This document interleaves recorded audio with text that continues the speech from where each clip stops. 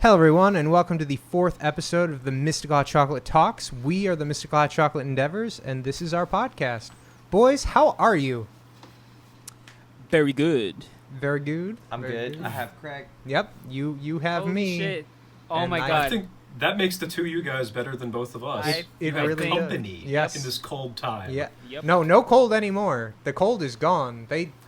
Turns out It's like 70 degrees outside. yeah, it's really Wait, nice. what? Yeah, It's been like That was 70. fast. It was Congrats, Only guys. like 2 days. 2 days of cold, and now everything's hot, and I've got extra color in my face from running outside in the Texas sun for 3 days. It's been nice. It's been very nice. It's good to hear. I'm glad. Yeah. What have you guys been up to? Yeah. What have you guys been up to? Well, I went to another job interview today, if that's interesting at all in any That's means. great. That's Dude, where, what kind of job? yeah, what kind of gig? It's like a valet parking type of thing, Nice. but Yeah, yeah. like at a really fancy ass fucking like convention center / hotel / venue thing. Gotcha. Nice. Cool. Yeah. That's the way Yeah. to go. That is very cool. Hey, man, some people will pay a lot of money Yeah. for you to park their car. Yeah. Can you drive a stick? Nope. Oh, yeah. But they'll Oh. teach Better That's us. going to be a problem. Better again. learn. Better learn. Because some people, man, they got a lot of money. They got cars that are stick. Yeah. Well constructed. I've been hearing all about these stick cars like nonstop for like the last week of being here. Trevor and his stick crew. It's everybody at the fucking Oh. bike shop and him like, oh yeah, Trevor, you're- we drive stick, bro. Like, oh okay, cool, dude. Like that's rad. Oh, yeah. Congrats. It's the way to go, man. It's almost as if like we'd already moved past this and we've made a car that you don't have to worry about that kind of shit. But like, Nah. glad you can sit there and be in the car and every 3 seconds just be like, oh, this is great, cool. It Let's is keep great. doing this. What's funny... It's what? it's about the experience. Exactly. Yeah. It's about the feel of the road and the gears turning. That's right, because your mean- van is a stick, right? My old ass Volkswagen is in fact a stick shift with about 65 horsepower. 65. Oh, man. That's a blast. Yeah. Do you know what a horsepower is? I have No, yet to don't. learn. I was just have about to yet ask learn. what. Well, you will soon, I'm sure, if you get Well, the it- gig. Would you prefer this over the sushi joint? Sushi. Yeah, only because this place is so much closer. You know what I mean? Okay. Yep. absolutely. I didn't hate the sushi joint. I just hated the commute for the amount of money that it was. I was like, okay, Yep. this is not worth it because I'm spending like half of it in gas. Yeah. So, That's super fair. Are you still with him right now though? Like, are you waiting out no, until? I quit oh, okay. that. You're Like, done. Okay. Cool. Yeah, I'm working on another thing that's dumb as fuck. And hey, I'll fucking talk about it here on the fucking show. I was working like marketing Yeah. and promotions for like healthcare providers or like insurance companies, but Okay. specifically to like Medicare patients. So like we'd be no, like old people. Like we'd be in pharmacies and Okay. being like, Specify old people. yes, I specified old people. No, Um, specify. What do you consider Like old 65 plus. Oh, kinda- like 65. Yeah, it's 65 Okay. plus. Cool. Yeah. You know it Um, when you see it. Yeah. people? 'Cause I consider Basically, Craig I old was people. in a pharmacy helping them pay their shit with a new card and get the proper OTC products and whatever fucking Gotcha. bullshit. Cool. It was a lot of sitting there and doing nothing. So it was Okay. very desperating. I'm like, dude, I'm getting paid to sit here and do nothing, but I can't live with myself. Okay. This is too boring. And so Yeah. that. that is super fair.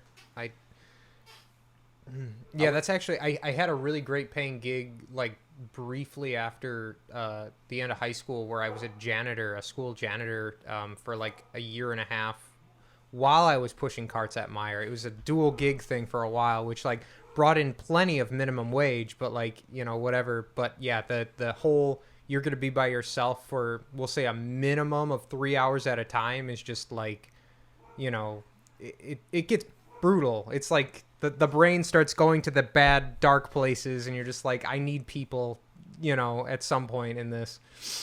And like it's it's like one of those things where, well, okay, I'm not gonna complain. This isn't too bad, you know. I am getting No, yeah, paid. yeah. But it's like, okay, I need to move on and do something else because I can't sit here and literally do nothing. I would rather Gotcha. do nothing and not get paid in my Yeah. bed. You know what I Yeah. mean? No, for sure. Absolutely. I would You know? I would hate that. I have to be like working like Yeah. all the time. Like my bike shop's so busy, and then the Yeah, last yeah, bike yeah. shop I worked at was busy. It's like that constant. I remember not so much at this shop, but at the last one, we'd go days where there'd be like no breaks because you'd work. You know, your next free time as of like after 10 a.m. is 5 p.m. and then you only have like 20 seconds, and then someone else comes in.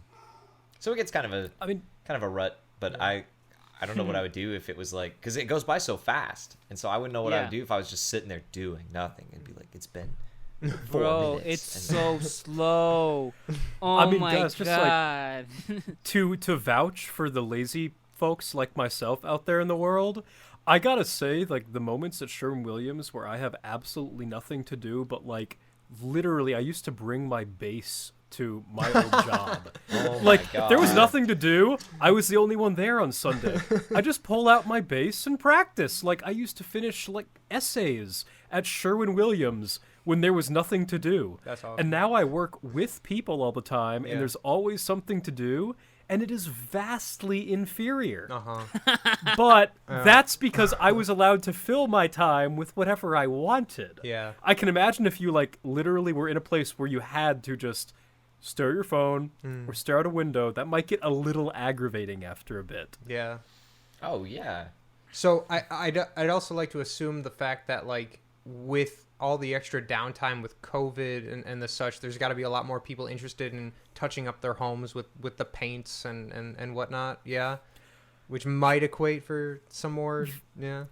Believe it or not, well, actually, you know, as you say, yeah, we're at an all-time high in profits. We're doing great. Everyone's buying paint. Yeah. I go into grad school where I actually care about things and learn about music and sound. Are you saying and you didn't everyone's- care at Berkeley?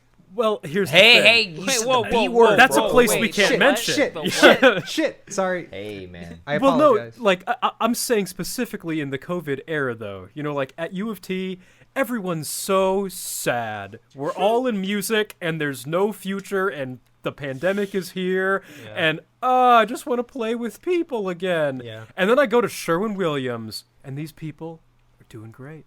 Let's Nice. buy some paint. Cool. Let's sell some paint. Yeah. I love paint. That's great. It's so depressing. Yeah. 7 years in school, and here I am. Yeah, man. Record profits in paint. There you go. Yeah, man. Record profits, bikes. Yeah, Any bikes. outdoor thing, bet. anything that like involves home improvement Yeah. or outdoor entertainment. Keeping the mind functioning, I think, is Yeah. really kind of, you know. Well, people are like, well, now that I have this free time, let me do all that shit I said I was gonna do for the past 10 years. Yeah. Like, let me paint this room, or let me update this bathroom, or let me do this. And Do you know how many times this pandemic I've, like, sat there and told myself that I was finally going to start learning Spanish so, like, me and Will could make Damn, more bro. sense? Dude, I'm not even kidding. It's like, not Cállate that tu hard. boca. I know it's not that hard, and I've got the fucking, like, app on my phone. The got the Duolingo, Rosetta you got the Stone, little bro. owl? Duolingo, yeah, Yo, yeah, yeah, the they- owl. Duo will never leave you alone. Yeah. luck. It's one of those things where I'm like, I want to make it happen, but at this point, like, it's so late in the game. But I'm like, hold on. I tried to learn Let's, Serbian, you know- like, Why? because Parisha. Oh, okay, Yeah. okay. My roommate was from Serbia, and Serbian is the funniest language ever because there's not a word for every English word, Yeah. and so you just kind of make something up. Like, it's really funny, and like at one time I heard him and his sister talking, and she was trying to think of the word she was thinking of was doger, and it means like a pit bull or like a, you know, a big like a Rottweiler, that kind of dog. And she couldn't think of the word for like the specific dog or the word dogger, and so she was like, doggo. And Yes. just kept the conversation going. And I was like, did you just say doggo? And she's like, yeah, you know, you just kind of say shit. Yeah, classic Like, Serbian word, dude. yeah. Doggo. And so but like that was in the middle of like going to school, working a job, you know, like before COVID. And I was like, man, there's no way I could do this. And now like with COVID and everything, I was like, man, I wish now was the time that we made that decision to try to learn a language, because I probably could have made some kind of progress. I mean, to speak to the opposite, I started learning French so that I could fulfill my American dream of going to Montreal. But after 4 months of that, I ruined the streak. Le Roi Lion. Le Roi Lion. C'est la vie. C'est la vie. But yes, so I did that for about 4 months. Yeah. I fucked up on like a 59-day streak and just quit. I was like, you know what? Forget it. Went back to it maybe a week ago because a friend of mine speaks French, and I didn't know a fucking word. Nice. I know tu es High un five. cheval. Fuck You're a yeah. horse. Very That's good. about it. Very good. Yes.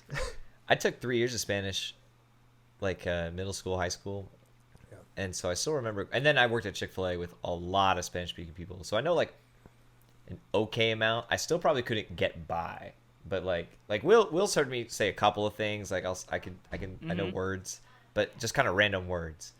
Like that's it really at this point. And I understand like, and this is a lot of language besides Spanish, but I understand the whole like the words are gendered, and then oh wow, they're canceled now. But the Trevor, we can't cancel you again. Yeah, dude. don't cancel me. Cancel the languages, man. They have gender specific. Well, it's actually words. evolving Forget now that you pronouns. fucking mention it. Can I but- share a good story quickly about Trevor being re-canceled? Oh, no. So canceled? it was Wednesday yesterday last Wednesday. yeah Wednesday Yesterday. night. I get a text from mom, and she's like, "Yeah, hey guys, or not hey guys, I watched the podcast. Yeah, that shit that Trevor said about those kids, like we need to stop that shit immediately." And I was just like, "Oh, okay, cool. So you've been re-canceled. So Isn't that the point to be canceled? that shit had me dying, dude." I had to think of the 2 funniest things I could say, and those 2 came to. I was like, "What would? Oh my gosh! What would Louis C.K. Take this say? to 11. What would Daniel Tosh say? Oh, That's what yeah. went through my blood. Yeah. What were we talking about? Previous to the kids thing. Oh yeah, the kids, bro. That's the best part. No, no. Spanish. Spanish has the gendered kind of words and everything, and I understand like the verb tenses. Like there's a like it's the same word, but a different ending contributes to like who you're talking to. Is it you did this, he did this, you did this, they did this? So it just kind of depends on like who you're talking to and what you're doing. And there's a lot of languages like that, and it gets complicated because it's like it's a language, so you just memorize and learn all of these words. So it's like a verb has 6 different ways to say it, you know. But the English language, I guess, is like that too, but not as I mean, there's different not as tenses like in common like between them. there's different tenses in English, but because like nouns aren't gendered, you know, you just have the different tenses, and you know, there's no gender for like different nouns. There's gender for people, but like a pencil or like a table. But like Yeah. in Spanish, because there's different, you got the different tenses, and you also have the different genders specifically to whatever thing you're talking about. There's more variety, or like different ways you can say the same thing, or you can be more like expressive, I guess. And so yeah, that's what makes it a little bit more complicated. What's kind of funny about Spanish, what I always thought was like really kind of interesting, is that if you like look at a word in Spanish, even if you didn't know what that word is, you could tell right away if it was a verb, because verbs always end in AR, IR, or ER, like the root tense of the verb. And so it's kind of weird in a sense of like you can almost piece together what the word is just by looking. Okay, it's obviously like tu vayas, like you go. So vayas, it's like, well, obviously it's AS, you know, and if you know, like, let's say you know yo voy, I go, and you see the va, you go, well, it's probably go, it's probably you go. You know what I mean? Like, you can kind of almost, like, figure it out in a way. And I learned later that a lot of languages are kind of like that, except English. Yep. Like, English is, like, there's a word that means the same thing, like to. The word to like there's 3 or 4 different ways T-O, to use T-O-O, it. T-W-O. Okay, let's go. Exactly, and different uses for it, and like that's why a lot of people will say like, oh, English is the most complicated language. It's like, well, yeah, because it literally is like kind of random. Like, Yeah. It's based on context. It's a language entirely based on context, which I'm not saying that that's not something I'm sure is through many, many different languages, but it's just like you really have to understand the current circumstances that you're in to make it make sense. you yeah, know? and I feel like with like, and I'm only using Spanish because I studied it, but I think Italian and I think all the Romantic languages are kind of like that. And Yeah, I did 3 years of German in high school, and it was kind of the same. That was actually my big issue. Was there was a male and a female version of saying something, and then there was also a gender neutral version.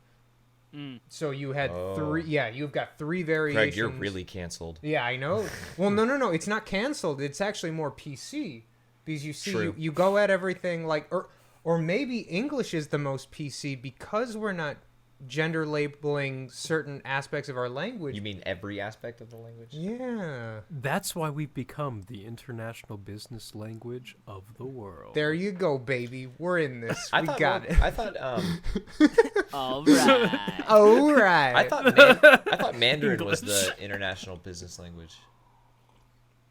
that. I thought, Wait, say that again? I thought Mandarin was the international business language. I mean, think about like politicians. If 2 politicians, let me plug in my computer. It's on 4%. If 2 politicians or global folks anywhere are talking, Yeah. they always end up speaking on the neutral basis of English.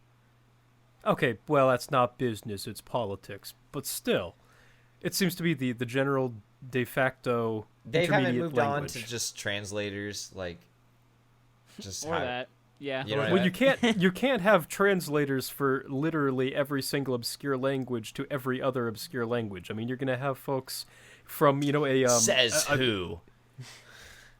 Says budgeting. the pre-1980s when things weren't efficient. Oh yeah. Oh yeah, that. Yeah, that part. Yeah. So Will, do you speak anything other than English and Spanish? I've been learning Russian actually. Oh, Again shit. on the Duolingo. Oh yeah, you know, Craig. Oh, I know. That's why I'm nodding my head In terms of like happiness. Like how long have you been studying it? I mean, when I started, I guess that's already going on 2 years now. I But guess- like, oh wow, I, like 2 years of consecutive practice of the language? No, not consecutive at all. 2 years of like kind of getting around it and getting familiar with it, and like recently I kind of picked it up again, but like I haven't actually been on the app for like a week now, so I don't. Okay. And as if that were like a proper measuring tool, how long you're on a fucking app, but you know. yeah. Like, Will, can you converse to any extent in Russian? No. Can you listen to a conversation in Russian? I can read a little bit. Okay, that's good. That's a big That's step. a great hearing start. it, hearing it is still kind of weird. Like I can recognize some words and be like, oh, he said car, or he said and, or we, Okay. yes, we, and then everything else, I don't fucking know. That's like when I have to deal with like the Spanish speakers. I deal with them. Wow. When I would Okay, talk cancel. Damn. When I would talk, like if Will was to speak Spanish to me, sometimes I have a hard time with, like the speed of a lot of these languages. Like it's almost like whoa, like then I think about it, and it's like, well, we talk, I guess, just as fast in a way. You know, it's like it'd be like anyone else that's like, slow down. What are you saying? And it's like, okay, let me take my time, because you have to then translate in your head because you're not quite like full understanding of a language puts you to where like you're thinking in that language, you know.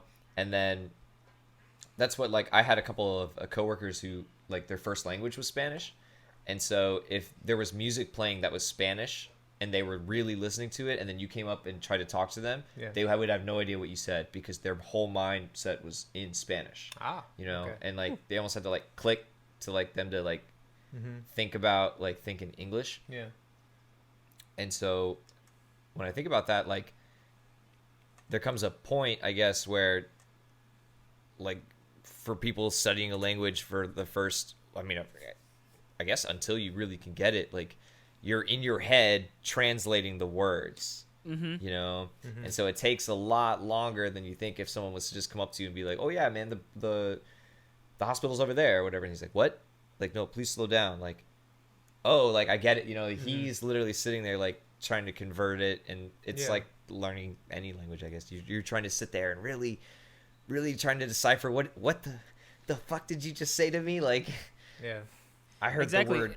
And like heard that the word, that like- process of translating something is kind of what like makes you lag, because like you're not thinking in that language yet, or you know whatever. Yeah, You're yeah. still like hearing and then piecing it together in whatever language you do think, to then be like, oh, you're right, the hospital is over there, or whatever. yeah. You know.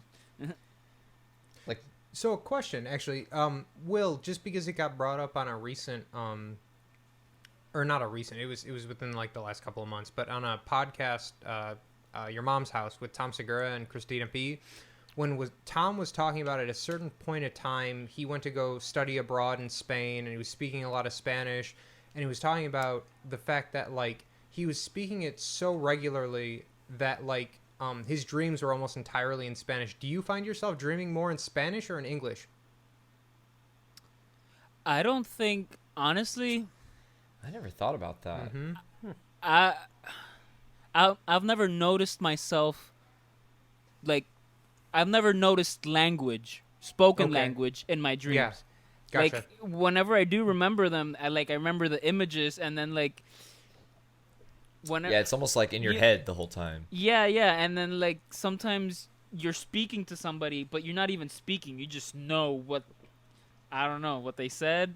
But You ever again, we're talking dream? about dreams, so like yeah. So nothing makes sense. Almost in the same kind of concept. Do you ever dream and like you're moving, but really like, I get this all the time. Like if I'm doing something crazy, I'm actually like, I'm moving, but I feel like what I'm doing to make those movements happen is like holding a video game controller.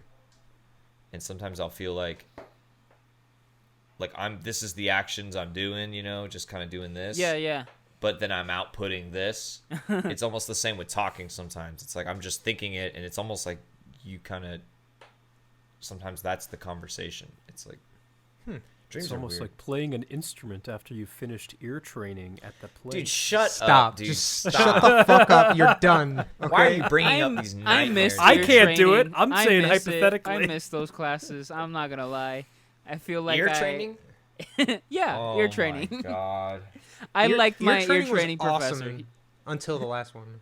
I had the Yeah. hardest damn ear training class. Like at least I tested out of 1, Yeah. but 2 and 3 for me were so hard. And 2 I took first. So my first semester at Berkeley, I took the hardest class I ever took. Oh my god, I said the B word.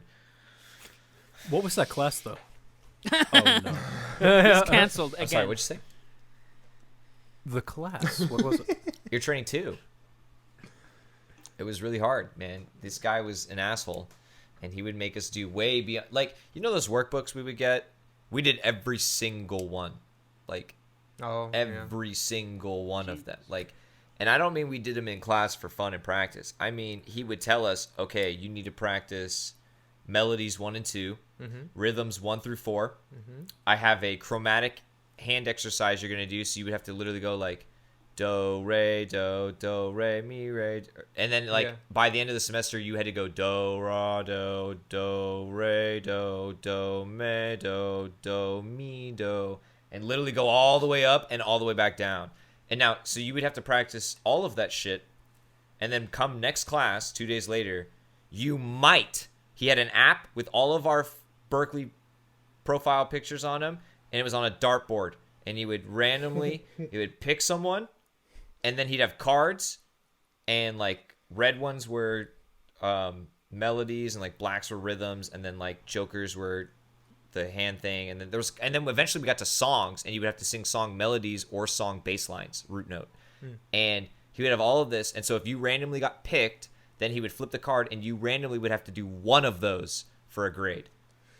So you would have to practice like 6 very difficult things within 2 days that you might get a grade for. So by the end of the semester, you only had like 5 grades, like because you randomly would get tested. Well, that one time you got tested would really matter. Yeah. I love how That's bored he is. terrifying. I love how bored your professor was to like come up with all of the extra stuff. We finished the Like workbook. the darts and then the cards and wow.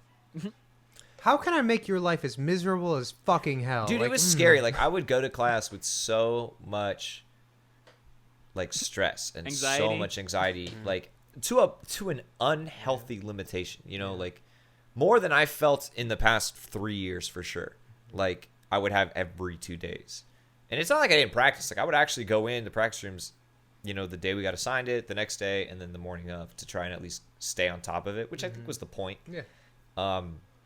But at the same time, fuck, it was hard, and I did not like it. It was very stressful, and all of us in the class though were like had to be like super supportive of each other. We're like, you could do it. And I remember one time I basically like shit my pants. Like I got called to do a song, so we had the song that he had.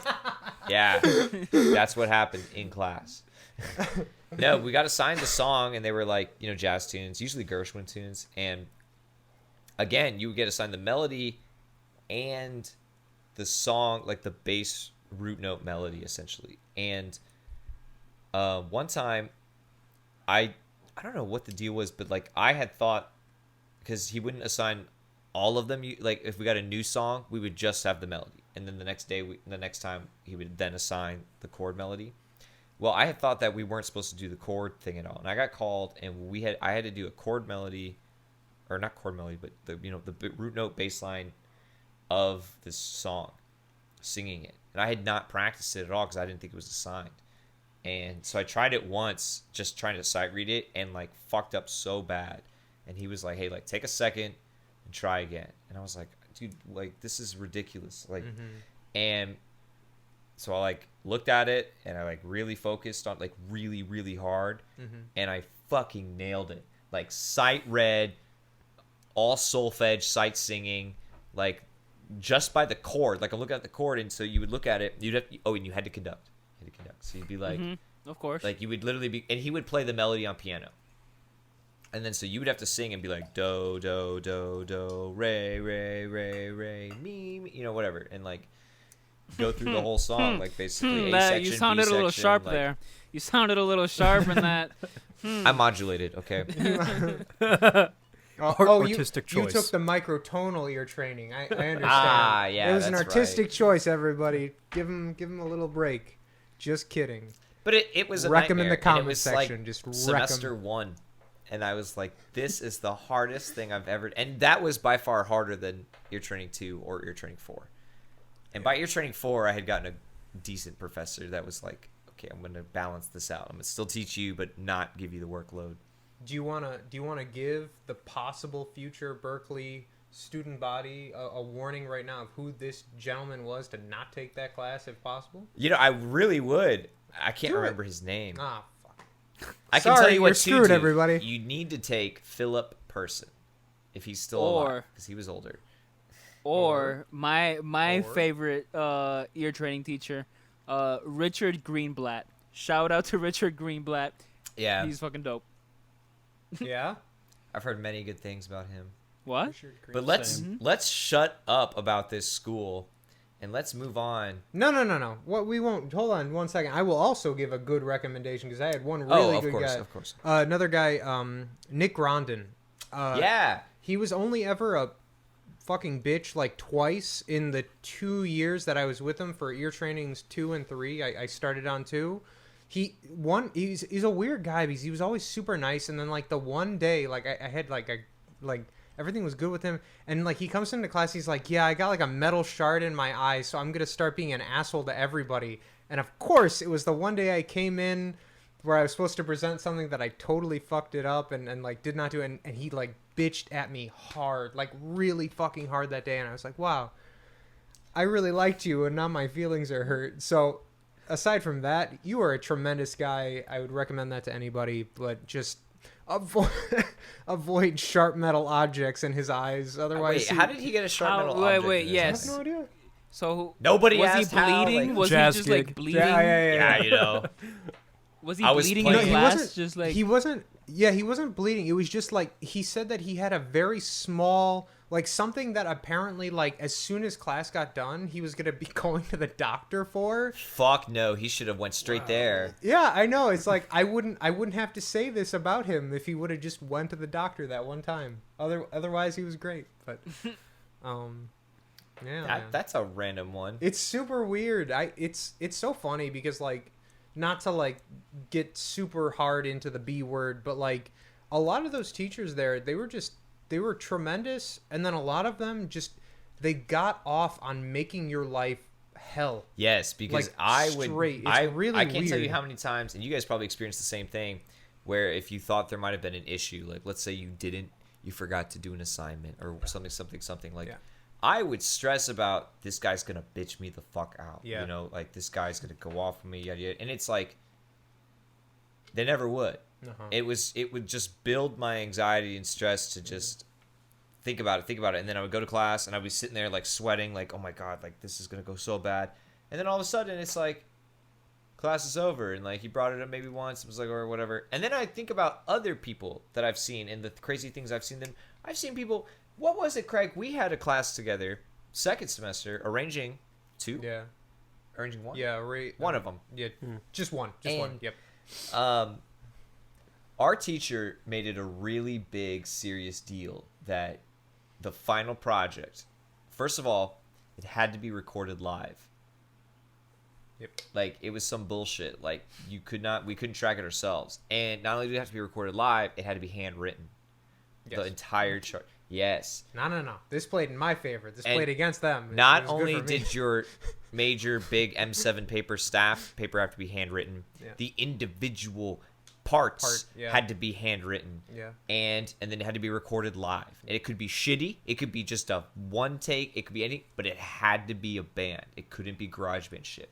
And she really stressed, like, I will not accept it if it's not fucking perfect. There was how many kids in that class? 10? 15? Oh no, there's at least 15 people. Yep. Okay, so let's say 15. Okay.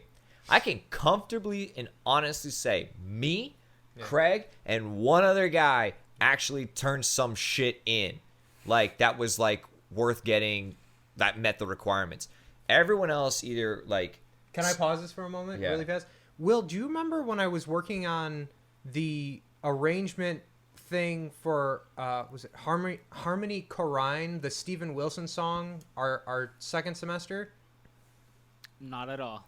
Not at all. Okay, never mind. I was at my desk for like a full weekend of like wake up, breakfast, do this, go to dinner, come back, do this. Hours. Yeah, hours and hours. But that being said, I have no idea how to use any computer I had to- program What for was it? this. You had a It was- final oh my that was God. required in finale. in and my last semester. he calls me. He's like, Trevor, I don't know what the fuck to do. He's like, I hand wrote this thing out for her. Like, oh, you wrote the whole project too. He wrote the whole Hand thing wrote? out. Yeah, Yes, that's 'cause how that's all I- he's ever done. That's how I know how to do this shit, man. It's just like Oh handwritten. my. So he hands write this Fuck whole computers. fucking Oh. project, and then tries to give it to the teacher or like to show her for edits and something. And she's like, by the way, the final has to be submitted finale. Like, it has to be typed up. And Craig was like, I don't know what to do. I don't know how to use finale. I contacted Yoav, I contacted Dan, I contacted you. Like, it was one of those things where I was just like, I was so desperate to figure out how to do this because like I couldn't learn it in the time it was given, and then to do it. I was just like, yeah, come over. I Oh my got it. God. Like, and then he helped me. it did take a while though. It took like 2 hours. You or were something there like for that. a while. We did it. It was just me looking Got at your it thing done. and just copy, you know. Yeah. And then also you helped me out with a couple of voicing things. You're like, Oh, yeah, no, yeah. this would sound better if you actually did this. I'm Back like, when I was good at great, it. just fucking go. Like, let's get it done, you know? And then I repaid you with Oh, yeah, you bought the Switch. Yeah, well, was it just this? Yeah, I think it was the Switch. The 'cause that was the only thing I was Emerson missing. custom Switch for Yeah. your Les Paul. This Oh. gorgeous. Oh. instrument. Yep. Oh, I thought. I was expecting Nintendo Switch, I'm like, right, Will? Yeah, I'm like, what the fuck? I bought Trevor one a project. Nintendo Switch. It's like, wow, man, that's a really impressive gift there. Yeah. Three-way Bro, I toggle need for his help. Les I Paul. need help recording something on Pro Tools. I'll get you a fucking PS5. What the fuck? I got you. Yes. I got you, brother. That would be some Andrew shit, though. That would That be some would be Andrew some shit, Andrew dude. shit, Oh man. my god. Oh my god. He'd be like, I got you. I don't think Tyler ever met Andrew. Did you? Andrew Rose. Andrew. I don't think so, no. Oh, you Okay. should have, bro. He's a motherfucker. A lot of money. Not good. Well, yeah, but no. Dude, this man, No was- wonder he was an asshole. he's so. No, Andrew. Fuck is so that kid. Fucking... Oh my god. Anyway, No. No. I don't know, Andrew. I don't have an opinion on Andrew. Just to counterbalance that a little bit. Andrew, from a very outside source, like I think I said this actually at a gas station on tour the last time we were together. Whether or not you heard this conversation, Andrew's a different guy. Clearly, a very different guy. Oh. You know what I mean? Like, there's just no way around. He's I different. love Andrew. But I've always enjoyed the company with him whenever we would actually be doing something together. It's one of those things where it's just like, you gotta understand certain people in a certain light before, like, a one-time meet of Andrew is not enough because Well, you know, don't I- understand him. He's a great guy, and I thought one time I brought him over. Actually, it was after like a. I don't know what the fuck we were doing, but I came to your house with Andrew, and like the Seven Spires guys were there. Oh, that was after the fucking The Hate Storm show. yeah, the senior. Wait, senior, I was there. You were wasn't I? there. Then you would have met You Andrew. probably met Andrew then, Yeah, because I brought yeah, him yeah. by, and I like, guess so. like he Yeah. walks up to Jack. He's like, "Hello, I'm Reek." And like, good old Game of Thrones reference, Oh my and like, god. dude, Andrew's a great guy, you know, and I feel like he's had a lot of, especially the past few years, like had some trouble, but he's come back pretty good. Like he's over there in Nashville working at Blackbird, like or studying at Blackbird, intending to get a job there. Dude, that motherfucker's talented. He put out a track with Parisha, yeah? He did. It's Okay. it's fire. Look up Parisha and Andrew Rose. Look it up. It's great. There's like an ice cream cone and a butt. And Yeah, it's great. That's the album cover. It's It's actually really good too. it's kind of funny. I laughed pretty hard when I saw it. And it yeah. sounded good. The clip that was attached to the image was actually Dude, Andrew's on another level of like, and Parisha too, but they're on like another. They know exactly the sound they go for, and they can get it.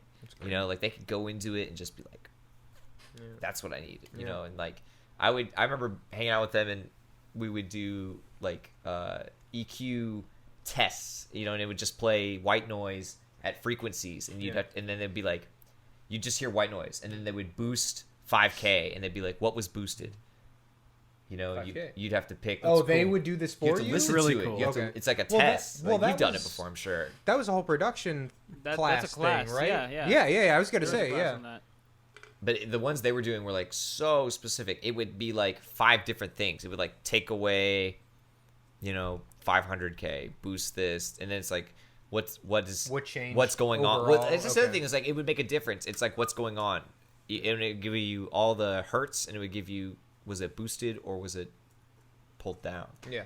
And like all of a sudden it's like, oh, I don't know. And like they were really good at it, Yeah. like really good at it. And production wise, oh my god.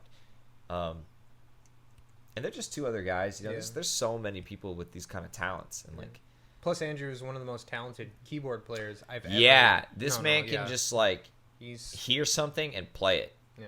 And you could tell him a style, any style, and he'll give you some kind of comp. Like his understanding of it is like so different. Like it's just kind of flows. Like he's like, okay, I already know, and it's like first try too. He never messes up. Like it'll just be like perfect every time. And I'm like, I don't know how he does that shit. Yeah, he did put out a track with Parisha. It was really good. Yeah. I bet his hair's really long. He told me he wasn't gonna cut his hair. Who, Parisha? No, Andrew. Parisha And- never cuts really? his hair. Yeah. Oh wow. Okay. Parisha always looks like a pirate, bro. He's got the He does always ponytail look and like the a pirate. earrings. He's I miss Parisha. Living with him was so funny, dude. It's the funniest days of my life. Bro, the This is- corgi. No. The corgi. I Fuck, miss yeah, I was that. about to Oh, say. yeah, I was about oh to say my like, God. fuck you, fuck Parisha, fuck Eileen, fuck Yeah, Eileen, I just want Chibi. I just want Chibi. That's I all I miss want in my life. Chibi. Just give me that fucking dog right Chibi now. Lee, Oh bro. my god. Best damn corgi. Oh my god, that dog would just come up. I would just be like working, and like Prisha would be working in his room, and I would like turn around, and there would be Chibi, just on my couch chilling, like. I'm like, Chibi Lee, what's up? Such a good dog. Oh my god. Yeah, I forgot about that. You forgot about What the Chibi? No, but I Fuck. forgot about. I didn't forget about fuck Chibi. are you? But I forgot about like living with a dog for 6 months. You know, Gotcha. Yeah. which was totally fine, to be honest. Chibi Lee was great. Yeah, man. I need a corgi. I No, need you like. stick with the old ladies over there for a while, and then you can, you know. I'm gonna return them. Oh, Oh, yes, yeah. damn. Oh yeah, yeah. Though, dude, Oh. the one's defective. It can't even Yeah, see one's anymore. defective, Like, you take can't it back see. to the start.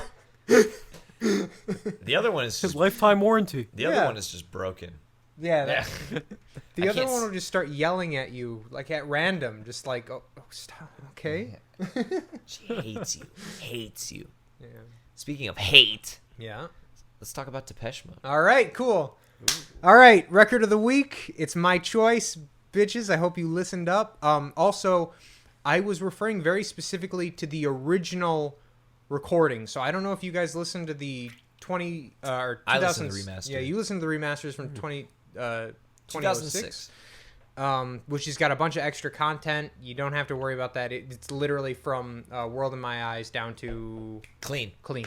So it was it's like the original. like 40 minutes ish, 40. or Yes, something, exactly. right? Yeah. Yep. Yeah. So, yeah. Then that's the only one that matters. I should say there's probably a lot of great music on that remaster, but I just have not honestly listened to that I gave because one song like 2 minutes, Yeah. and it was still the intro. yeah. So I was like, all right, I'm moving on. Cool. Well, all right. So Violator, Depeche Mode, 1990, their 7th studio album. I mean, so in my personal opinion, Violator is probably the most perfect electronic album. Like in a way that's not like this is a weird way to put it. So like if you put them on par with like a lot of the other UK bands that were doing a lot of like the electronic thing, be they Tears for Fears or be they New Order. New Order. It's one of those things where Depeche Mode is consistently sat in my heart in this really kind of beautiful place of like, this is kind of our style and this is our thing. And Violator to me has always been the numero uno. It's just every song is just perfection in its own way, like in a complete and total opposite to the Rat's Nest, King Gizzard. the King Gizzard record from last week. Will was saying, he's like, man, I heard this album and like I just wanted to like start working out. Like, you don't want to work out to this album. Like, there's nothing about it that's gonna want you to start picking up heavy things. I mean, It's- the first song tells you to do something Yeah. else. I listened to that and I was like, damn, I Yeah. need some company right now. But Yeah. yeah, not for working Exact- out. no, Unless exactly. Not you f- could. Oh, you could. well, Right? Anyway, yes, sorry. agreed. You were saying. No, you are yes, you are correct. Help you pull weeds. Yeah. But yeah, it's the kind of album that you just kind of want to, at least how I've kind of done it is you're in a dark room, you light a couple of fall scented candles because like that's my go-to flavors whenever I'm at home. I'm sorry, that's my thing. Like if you look in my basement, there's like 4 scented candles that are like pumpkin spice or some other bullshit. Lights off, the old red wine, you drink Sexy and you just time. enjoy sexy time for the loner. With Craig. For And the you listen loner. to Yeah, Violator. exactly. And you listen to Violator. Violator. Man, it's one of those things where like I kind of just like what we were talking about earlier, like me and Trevor last night we're talking about like I don't remember the first time that I'd ever listened to Linkin Park. Just like the same way I don't remember the first time I'd ever actually listened to Violator. It's just kind of always been there in one way or another, and I know it comes from my mom because like she definitely brings them up on a regular basis or semi-regular basis. I should say is like, oh yeah, these were bands that I listened to and I like, and I'm like, oh, obviously I must have heard it from you then because otherwise this wouldn't have made sense. It's along with being its or Depeche Mode's 7th studio album, it was also kind of the album that made them internationally famous. Like, they had a thing going overseas from where we are right now for a long time, and this is what was like what made the Americans kind of interested. Is like, oh, personal Jesus, like, oh my goodness. And you know, the whole Enjoy the Silence thing is kind of like this weird, like, it feels like it could have been played in a dance club in like the 1980s, like at least the first 3 quarters, and then there's the weird last quarter where it's just like the guy's like, crucify him, and then you hear the weird noises, which is cool and it's fun and it's different. Yeah, did they have a radio cut? Yes, they do. Well, okay. They have 2 versions of the song that I personally know of. There's one there, or I should say 3. There's this one. There's the radio cut that doesn't have that whole last side to it. Like it ends on well, that last thing, enjoy the silence, ring, and then there's the bell that rings out, and then it's done. And then there's another one I know of that's literally, I think it's like over 15 minutes long. That was, yeah, gosh. It's literally just verse, chorus, verse, chorus, verse, chorus, chorus, chorus, chorus, where it's just like, this was intentional for, you're like just going club. To dance and, you know, do your thing. That fucking guitar line, boo dum, boo dum, boo dum, boo dum, like that perfect compression that, like, it's definitely pedal compression. That's not a studio thing, you know, like it's just got a sound to it that you're just like, oh my God. And it's just like something interesting I literally just found out today, because like I wanted to like go at this a little smarter. Like, I'm really bad at like looking up specific details. Like, I'm usually like band, album, date, done, and I usually don't give a shit from there. That's the trivia stuff. That's all that matters. That's the trivia stuff, yeah. But so I looked it up today. You know who actually well, technically, like, what do you call this? Like, he produced the album, but he, like, Depeche Mode were the primary producers. Take a guess. Random, very well-known producer that did this album. Rick Rubin. Nope. Trevor Horn. Dude. No. The dude with the white hair and the beard and the Beastie Boys. Isn't that Rick Rubin? Yeah, Rick Rubin. I'm thinking about... No, it is not Rick Rubin. Okay. Good guess, Will. Very good guess. Actually, this was Flood. I don't know if you guys know Flood. Yeah. Flood, like Joshua Tree, Pretty Hate Machine, The Downward Spiral, Melancholy and the Infinite Sadness, Adora. Like, and he did this way before. Yeah, like he did. Yeah, like he did this, and I was just like, I was immediately like, well, this makes sense why this sounds so fucking great, because he's just like, the dude doesn't actually make music that sounds like shit. Like, even like, for example, the Smashing Pumpkins for a long time have had like this thing about like, yeah, we don't know how we feel about, you know, like Adora and stuff like that. Like, it's a tremendous record. Like, whether or not you're happy with it, I enjoy the sounds of it, and like, when I heard that, everything made sense, because it's one of those records that, like, you either need, like, a good and proper, like, system, or, like, a very well, you know, headphones kind of record, because there's a lot of really cool stereo shit throughout Violator that you're just, like, listening to, and you're saying to yourself, like, wow, like, this all makes sense. Yeah, I heard all of that in the car. Like, you can really stands out. Mm-hmm. I mean, another thing that I picked up on, just because I'm a newfound synth nerd, I had to look up like what these synths were, and apparently they made a lot of this with the sequential circuits Pro 1, and I think like the PPG Wave something or other I saw. Yep. But I mean, there were moments in this where the, like, you know, do you guys know like FM synthesis? Does that mean anything? Yes, but go it's just like detail. A super cheesy 80s sound. But they used it in this cool way, and then just these very intricate little synth patches, and the way that they make this Pro 1, which it's a monophonic synth. Most of these lines are monophonic. Okay, it's really cool. I mean, they don't have a lot of polyphony on this. It's kind of like, it's very interesting. It has a lot of space, but it doesn't, just because the parts are still busy enough. Yes. And there's so much detail, like on the...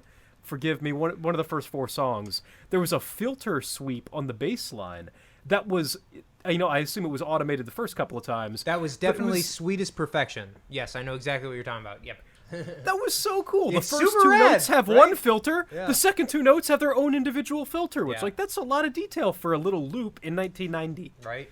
It was really cool. A lot of the thing, what like a particular standout of Violator, like in regards to tones and gear, that makes this very different from everything else that Depeche Mode had done before this point, is they're very a pre-production band where it's just like they'll have the vast majority of shit ready to go, then they enter the studio, they get it done, and it was put out where it was like apparently they had song form and that was about it, and then they just spent a shit ton of time in the studio getting the sounds, getting things where they wanted to go, which is kind of cool because you're just like in like the tones on this record and the way that they were able to kind of achieve things, I feel were from a very like, let's experiment and find out exactly what we want to go for, you know, and you know, it's just so good.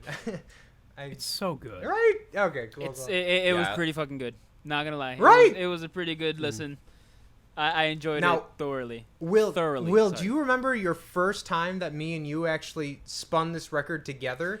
Bro, Oh, God. I don't remember, but as I was listening to the record, I was like, Yeah. I feel like I've listened to all of this before. This is all very familiar.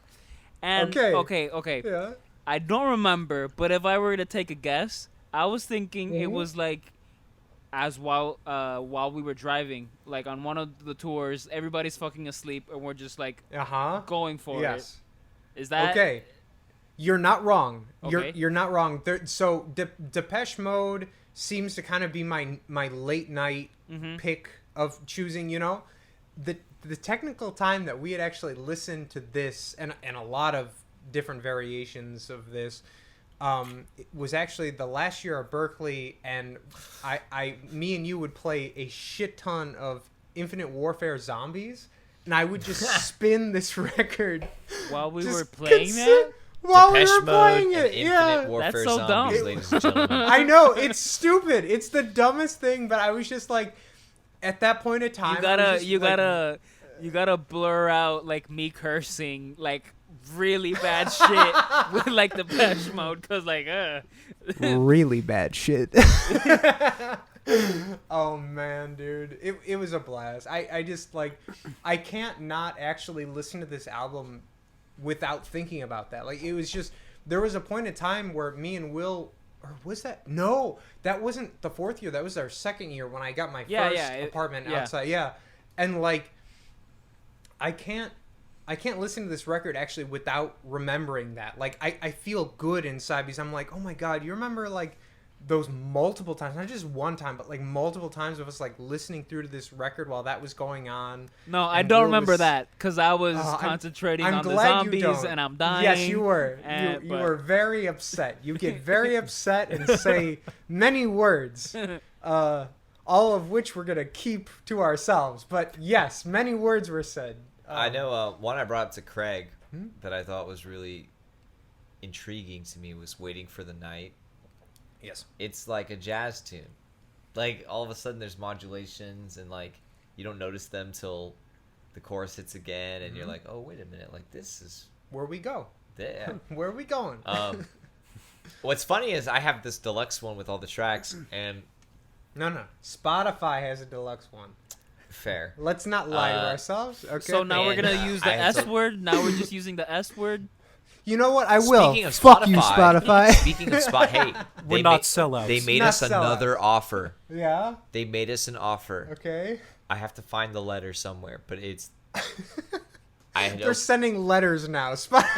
No, they sent me a letter. That's how much they want us. They sent me a letter. It's a cease and desist order.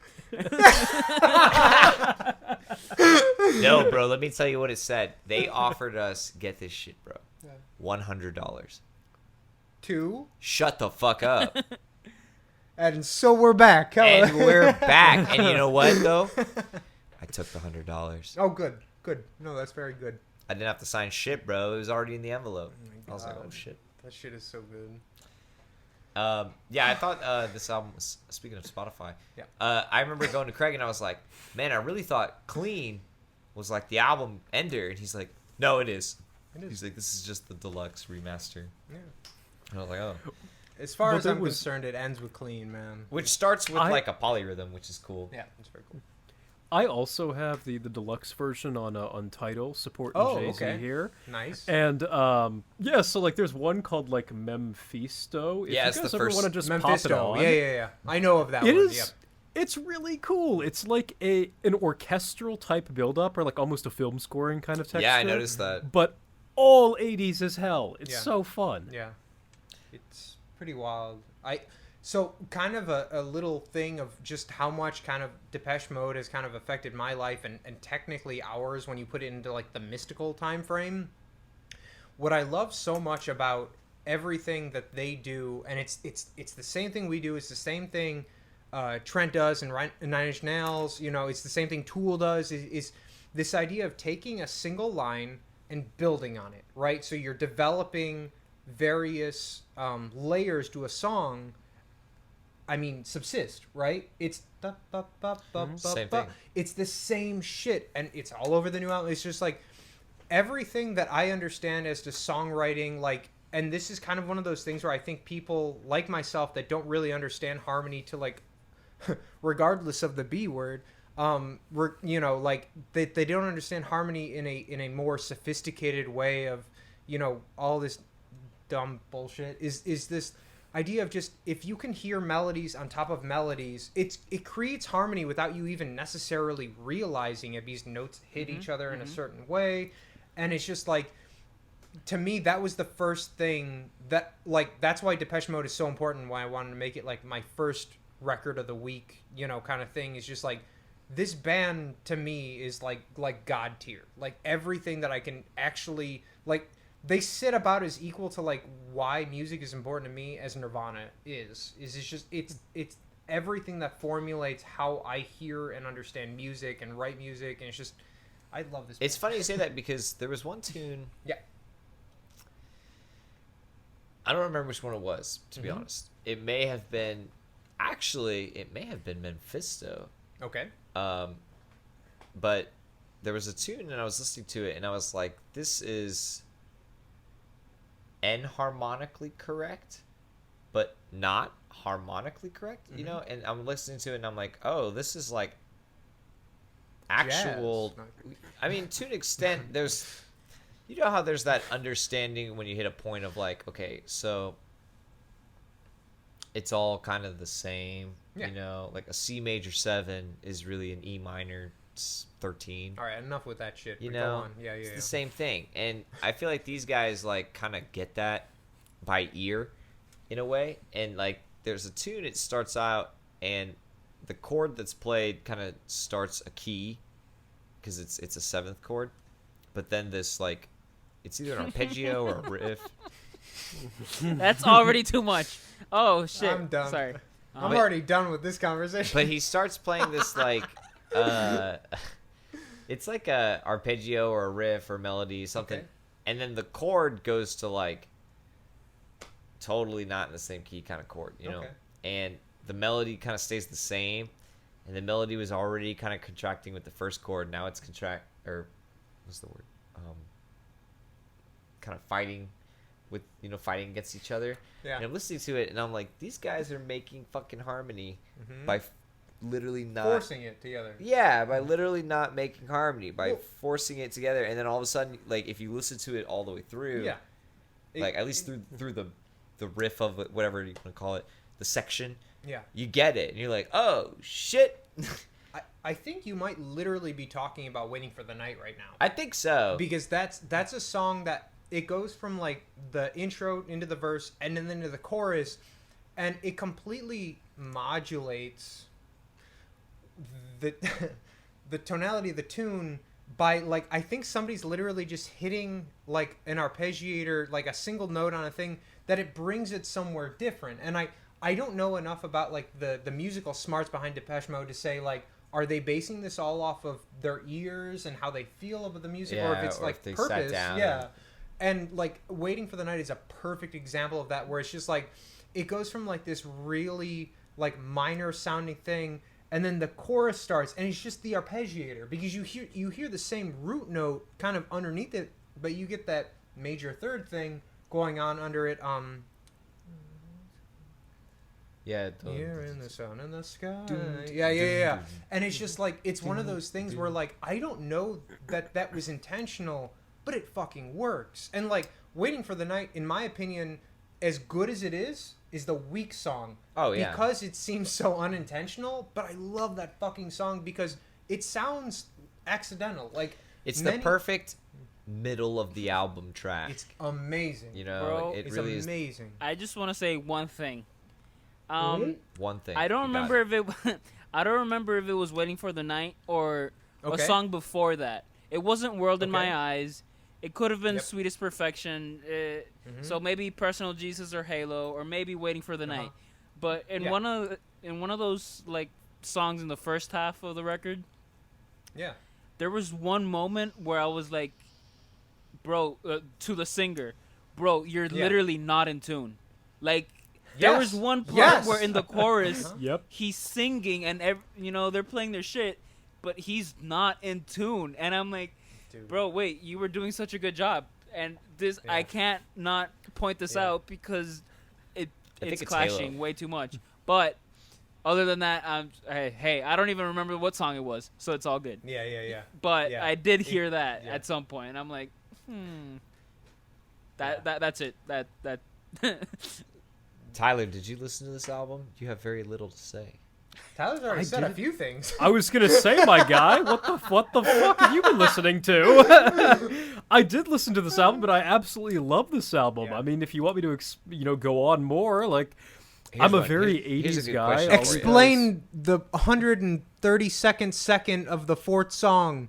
Do it now. Okay, well, first you got to give me about 10 seconds to listen to dude, that. I'm kidding. But, I'm kidding. No. I know. What is your? Know it. All right, here's a good question for No, everyone. I really love the 80s sound. Like, I've gotten a lot into this this new, like, post-punk revival, as they're calling themselves. Like, these bands like Preoccupation and the guys from Detroit. Proto Martyr. And some of these groups. So, like, some of this stuff here was interesting just because, like, as I've gotten more and more into the original content from this era in terms of, like, where they got these sounds.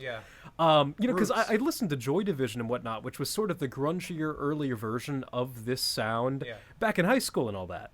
So to listen to it cleaned up in this context, now that I also have this little bit of background in terms of the synthesizers and all that, like I mentioned, was just, like, fun as hell. And, like, certain moments, like on, I'm pretty sure it was Enjoy the Silence, that nice little chorus that's like that little doom, doo-doo-doo-doo-doo, or whatever the fuck it is. Oh, no, that's Policy of Truth. That is Policy of Truth. No, you're fine. I'm not sure, but okay. I could have sworn it was that. But I mean, I've been walking around in the park on the way back from school the last few days. Every time humming that, it's just like, because the sun's out. What the heck? Do do do do do. Yep. I thought it was fantastic. Well, Policy of Truth has that. Hold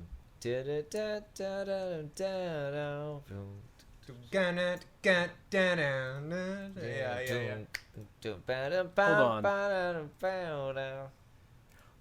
Okay, so I'm just full of shit every week. No, you're fine. It's Policy of Truth. Yeah, man. It's Policy of Truth. Don't listen to me ever. Everyone fine. knows that. It's okay. You're totally fine. And what year did this album come out, Tyler? 1954. There you go. Bingo, buddy. Bingo bango. This was some Bingo, post-war Tino Vec World music. War II expression. Tino Vec music. Wow. Oh God, dude. No, this was not krautrock. No. That's All right. not what this Question was. for everyone. Top tracks, Top Tyler. tracks.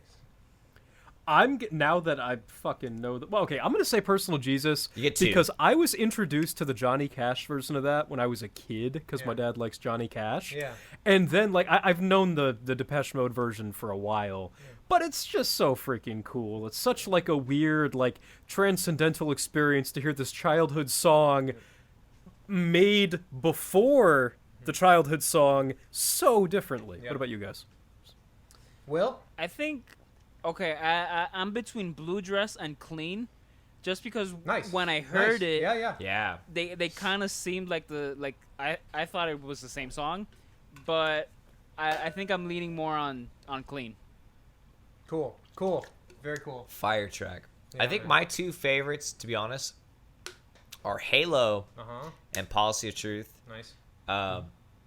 But it's hard because I almost consider like the entire second half of this album to be my favorite. Like, the after Waiting for the Night, like this shit is just so fucking good. Yeah. And not to say anything before it isn't good. No, yeah. But I felt like everything after it was almost like when I was driving to pick Craig up from the airport, I had this album playing, and I remember listening to, I guess, Waiting for the Night, and I was like, that was awesome. And then the next track comes on, and I'm like, oh, that was my favorite. I'm gonna tell him that was my favorite. And then the next one comes on, I'm like, no, that one was my favorite. And then the next one, Blue Dress comes on, I'm like, no, that was my favorite. And by the time the album's over, I'm like, well, shit, man, everything from what did I like the most? Yeah, it was like from that point on, like I felt like I really started to dig this album. So I'd say between Halo and Policy of Truth. That's awesome. No, honestly, it brings me great amounts of joy to know that you guys actually, you got this and you were able to, enjoy it as much as I have all this. Oh, no, we don't like it. No, yeah, neither do I. But like, okay, good. Shit's garbage, bro. I personally, a favorite track, that's going to be really hard. You get man. two. I get two? Yeah, you get two. All right, cool. World in My Eyes and Clean. Yeah. It's just... Great opener, great closer. Yeah. Great opener, great closer. It's one of those things where, like, it's very difficult to get, like, you can have a great album. You can have a great album, but to have an album that opens in the most perfect bom bom boom bom boom bom boom bom boom bom, like, you go from a perfect opener into Clean through and just be able to sit there and say, like, holy shit, like, I didn't need to work out to this. I didn't need to feel like this. I was able to be entertained without it necessarily feeding the masculine side of me to say, like, I want to lift heavy metal shit to this. Like, but I feel fulfilled. My soul is happy. Just from your ears, like. Just from your ears. Yeah. It's just, it's such a perfect example of why it is that Depeche Mode is such a household name. And so far, it's the only band that I've been like I see a lot of live music, at least until COVID. Now, not so much, but I was gonna say, how are you doing that, dude? Well, yeah. From a distance. Before COVID, I see a lot of live music. I see a lot of bands. It could be, just by myself. It could be with friends, family, whatever. I still haven't seen Depeche Mode ever, and I know the second I go there, it's going to be one of the greatest concert shows ever. I watched the Rig rundowns. I watched their, I watched lots of live video footage, both from the camera phone of I don't know, Susan from Colorado. That's like, oh my God, like, some random, 26-year-old from Plainfield is going to enjoy this. And it's like, you're right, bitch. I did enjoy that. So thank you. But it's just, it's one of those things. I cannot wait for this COVID bullshit to be over and hopefully for these guys to go on tour so I can see them, so that we can go on tour. With Depeche Mode? Oh my God. Could you imagine? That'd be weird, but yes. It's okay. All we gotta do is I'll back up all the files to the new album the way it was originally supposed to be, and it'll make more sense. I had a Russian piano teacher named Olga. Olga.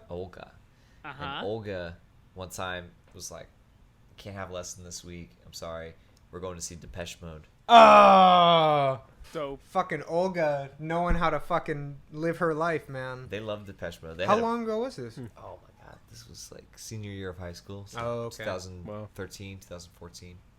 But she had a big poster in her house of Depeche Mode, and it had 2 tickets already in there. And her and her, I guess her husband or her boyfriend, they had gone already to see them. Yeah. And so they were like, we're going again to Wednesday to go see them. And I was like, damn, I want to see Depeche Mode. Like, yeah. I've also seen the Rig Rundown. Their singer uses that,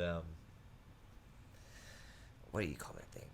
The Voice Live rack unit for his effects. He's just got a rack unit. Oh, like the live wire ones? The Voice Live pedal. Oh, no, the TC Helicon. TC Helicon. Yeah, okay, cool. He uses the rack unit of the Voice Live 2. Yeah, man. I wonder if he still uses that, actually. Dave's a motherfucker, man. He can sing like a beast. It's so funny. Like at some point, I've got another Depeche Mode record that I'll probably make our record of the week, just because it's great music. And Oh, and yeah, that's what I was gonna say. Like last question before like little break. yeah. But why Violator? Why Violator? I think Violator is the one. Like obviously we're not musically, like, how do I say this? Like we're not musical simps in any way. You know what I mean? Like I wouldn't consider any one of us for like the kinds of individuals that like hear weird music and say like I don't like it. But Violator is full of perfect songs from start to end, and I felt like that was a good way of like, say if you or Will or Tyler hadn't been previously understood this band, this was a great album to kind of say like, here it is, and then you listen to it, and now after this, if you guys go listen to earlier stuff, listen to later stuff, it's gonna make sense because you kind of see.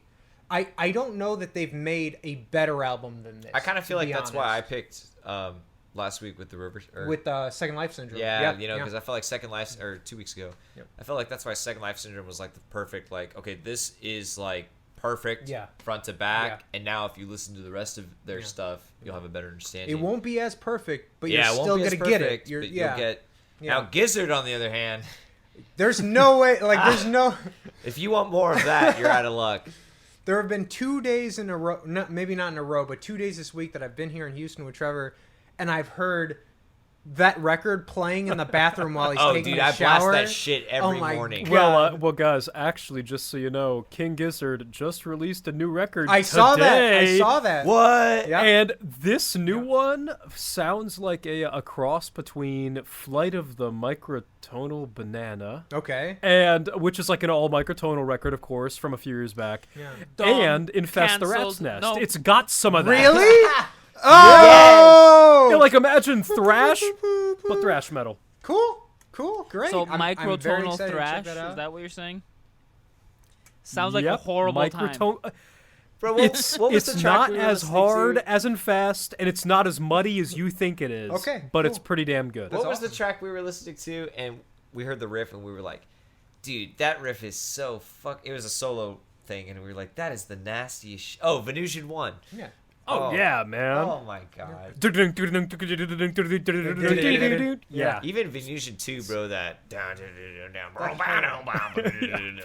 whole record. God. Oh my god. I don't know, like, honest to God's It's truth. so fucking Tyler, good. No. Tyler, you brought this up on the tour with us. I know for a fact you did. And because I'm a fucking idiot, like, I came back home after that tour. I should have been on the computer immediately checking that shit out. Be like, oh, I wonder what this is like. Like, I didn't. And then now we waited until this. See, this is why this podcast is actually pretty great. This is why man. this is important. This is why this is important, is because we can get educated on each other. We can get Oh yeah. Just leave it at that. Getting to know each other here. it's just great. I'm very okay. And really fast, just because you said that, and then you said that, and then I got reminded. Death from Above, new record. Yeah, I saw that. Really? New record next month. Yes, Oh my god. they put out a Okay. single called Tony. You did or never met Tony? Maybe tall Me? Italian guy. Yeah, he would have I been. don't believe so. Don't believe I so. threw axes with him. You did throw axes with him. Man knows how to throw an axe. Man knows how to fucking throw you need an a guy axe. you need to hire a guy to throw an axe at someone. Hire Tony. This motherfucker will just fucking. He could kill you with that. Oh, absolutely. He He fucking is kill you so with well trained in this shit. Like, I'm sitting there like, Yeah. oh, I fucked up, Your bro. two-handed bullshit like a little bitch. Dude, and this man goes up there and he grabs the two-handed axe, Yeah. like the long big one, and just goes, "Is it my turn? Yeah." Yeah. Bullseye. All right, what's next? Like, Tony's like a solid, like, for every 10 axe throws he does, 9 of them hit and 8 of them are bullseyes. Like, that's how scary. and the one that bounces Yeah. off bounces so far fucking back Yeah. because he threw it so damn hard. But he's the only That sounds gentleman that night that did not throw and break an axe. who broke an axe? That was me, bitch. I broke the axe. I don't even remember that. Yeah, I know, right? Do you Okay, remember that, Will? so the Death from Above record is called Is 4, the number 4, Lovers. Oh. Yeah. All right. Is for Honestly, lovers. that sounds like it's gonna be another one of their last record, which was like, I don't know. What did you guys think about the last Death from Above record? I don't like this kind of poppy, glittery, gay facade they've put on top of their noise. I don't mind it, to be totally honest. Okay. It's kind of one of those things where it's just like, I'm at this point now where like, being a gentleman that grew up in the extreme death metal world and then wanted to venture into things that were like not as metal and like, I get it. I get wanting to try different things, and I've stopped judging artists based on, like changing work because of how much I think I've really understood that. And I feel anybody that's just like, I got to try something different, man. I mean, I get that sentiment for sure. I'm not asking them to just maintain an exact same identity because I like it that way. But the beginning of You're a Woman, I'm a Machine. Yes. Listen to that in a second. Yeah. I remember it because, being a bass player and being that they're a duo band with bass and drums, just like the pick slidey, cool ass intro. Yeah. I mean, nothing hits harder than Jesse, what's his name's, Rickenbacker on that record. Sorry? I said it's insane. Like, oh yeah, it's and then to listen to the newer stuff, like I get it, it's fun. That record that they did, the one when they came back, I forget what it's called. Is it in front of you? I'm literally searching it right now. It would be like 2014 to 16. Cheater. No. We're being professional right now. Cheater. There was so much excitement in that record though, because you could tell they were happy to just be like back to being a band. Yep. And the last one, and I guess the single that I heard off the new one, it's a little bit less. I don't know. It's a little bit less fiery. That's which fair. is okay. It's fair. Yeah, it's okay. Trainwreck, 1979. Yes, yeah, that was the one with Crystal Ball and all that junk. Yeah, that one. That was a fun record. That one, and then the fucking Outrage. Outrage to me is Outrage now. Oh my God, dude, I will regularly play that, like, just to try it. Like, if it's such a weird like hey, therapy for people that are on Medicare, like play Death from Above. Just, it will make you happier. It won't matter what the fuck is going on. Like, I'm sorry, your health insurance can't cover therapy. Like, sure, turn on Death from Above. You're immediately gonna be in a better mood. Period. Done. And that's kind of what I've gotten out of them. It's just like, it's kind of gotten the same thing. Every time I listen to them, I get in just a better mood. It's a better mood. I mean, if you guys want a crazy one real quick? Yeah, I'd love. Yeah. So Jesse, I think his last name's Keeler. Am I wrong on that? Is Google still in front of you? I think it's Keeler. I was using iTunes from my library. But oh, don't worry about it. But Jesse, I know that's his first name. Okay. He's from Toronto. The band is from Toronto. Yes. And his electronic project is called Mastercraft. That I've not listened to. Mastercraft. Yeah, it's not exactly my kind of thing. It's kind of like housey stuff. It's good for what it is. It is not craft work. It is not craft work. Okay. It is not Death from Above. Okay. But Mastercraft here, like, they have a studio, I guess, somewhere downtown here, and my old roommate, no longer my roommate, like, interned there or something like that, and he actually has met Jesse Keeler, Keeler, I think, a number of times. And apparently another guy I know here got his stuff mastered by him at his studio north of the city, like up in the forest or something. So he has multiple studios in the same city? Oh, dude, the guy's loaded, yeah. Oh, no, I mean, I would assume loaded, yeah, for sure. Yeah. But, like, in the same city, that's weird. Well, okay, so one is his personal studio, and then the other one is one that he invests in that, like, it's a team. So this guy interned at the studio. He wasn't directly, like, a disciple of Jesse. Oh. But, that's super rad. It was really freaking cool. Like, moved to Toronto and... 2 months later, meet some kid who knows the bassist from Death from Above. Yeah. So, hey, okay, there you go. This is all right. Absolutely. It makes sense. It's just like... I guess it kind of they're makes sense Canadian. I was going to say, like, I would assume all Canadian musicians must, like, know each other in some way or another. It's just like... There's only 9 people here, so yeah, they have to. All right, by the way, shout-outs to another one of our favorite Canadian metal bands, Tyler, our buddies from our show in was it Toronto? Oh, did Suicide for a King do something? They're doing a lot of things right now. I was yeah, gonna say man. I just saw some lot stuff of go by. things. That was Yeah. not Toronto. That they were in Quebec City and They were in Montreal. Quebec. We Okay, love you yep, guys. yep, Shout yeah, out. Yeah, Suicide shout out for to a our King. buddies, man. Yes. Suicide for Love a 'em. King. Listen to them. They're great, man. Heavy metal. There's very Ottawa, not Quebec City. Sorry. Anyway. Yes, bingo. Very few bands that I'd gotten like a chance to like interact with on like a personal level on a tour that like I'd ever walked away from like I need to keep up with them because A, they're a super tight band, but B, they're super friendly guys. Like Oh, yeah. no A weird joy to tour vibe. with. A joy. Yeah, honestly, it was like thank God you guys were here booked for this show because like Yeah. if not like I don't know.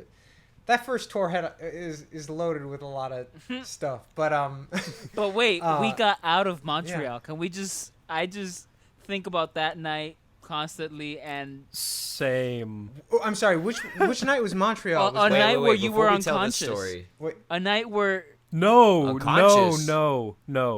Out of Montreal Wait. was the one we talked about last week. wait. Well, that was when you went to the border. We talked about you guys getting stopped Yeah. at the border. Craig was driving no, Yeah, well, it was I'm some- talking no, about you- when we were in the fucking we were on the street and it was closed off because of construction, and Pete had to fucking then. That was that was that night. yeah, that was Montreal. That was Okay. that night. But Craig wasn't unconscious, man.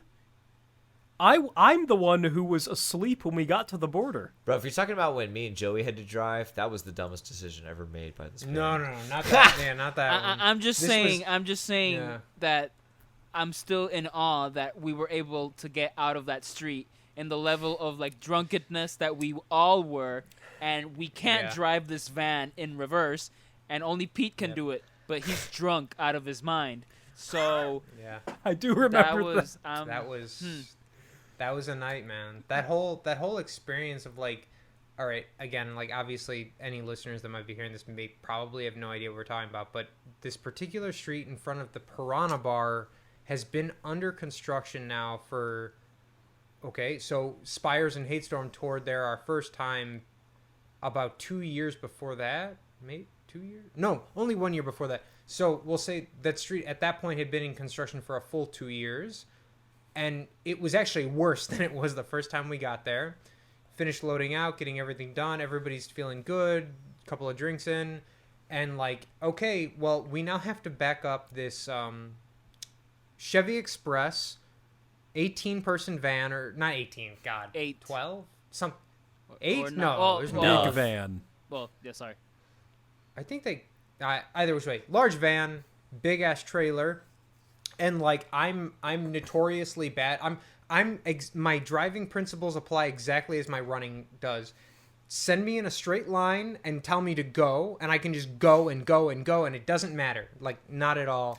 Where it's like very specific things like, okay, well you need to back the trailer out of anywhere or do anything. It's like, Peter, like are you around? And so Pete gets into the van like 1:30 in the morning, something crazy late. He's very intoxicated.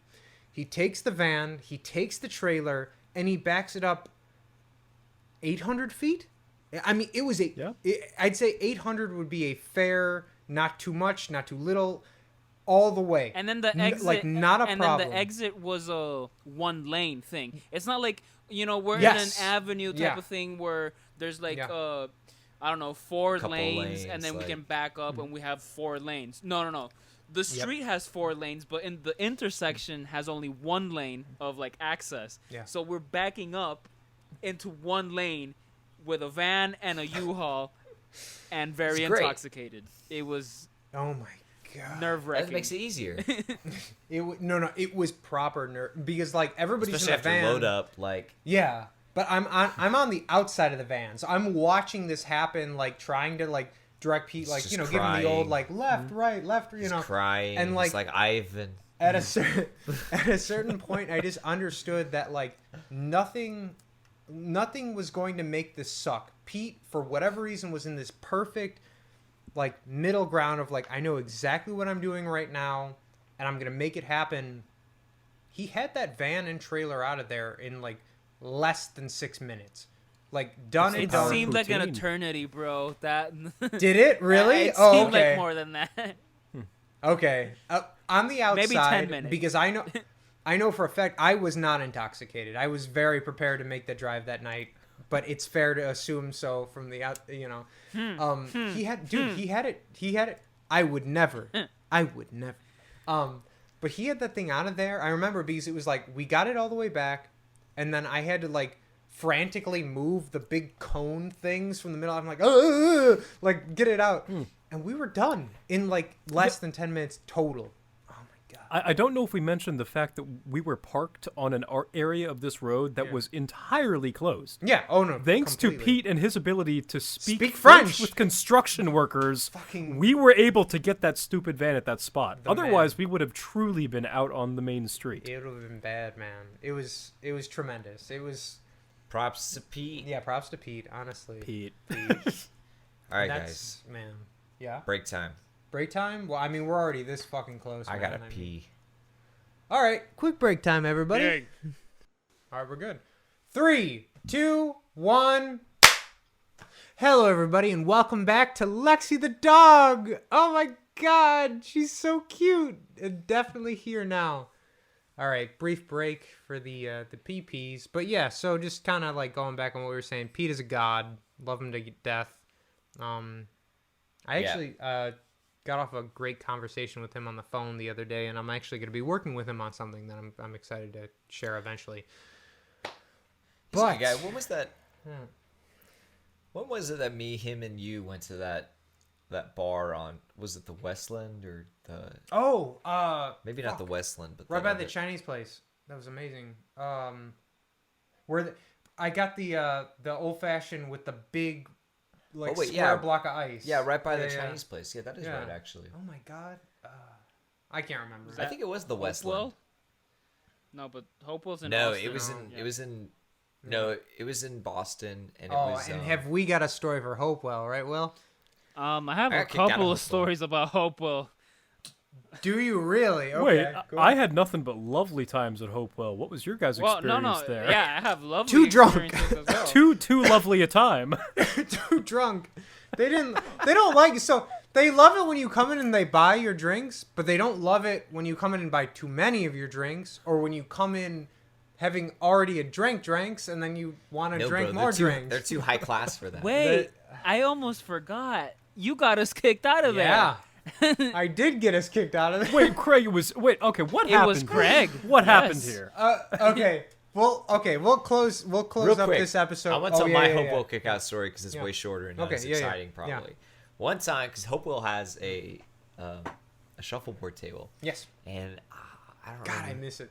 I don't remember who I was with. I was with a buddy of mine, and at the time, it was like 2017, 2016. I was really good at shuffleboard. Like Yeah. every time I'd come home to Houston, me and my dad would like play fuck ton and like.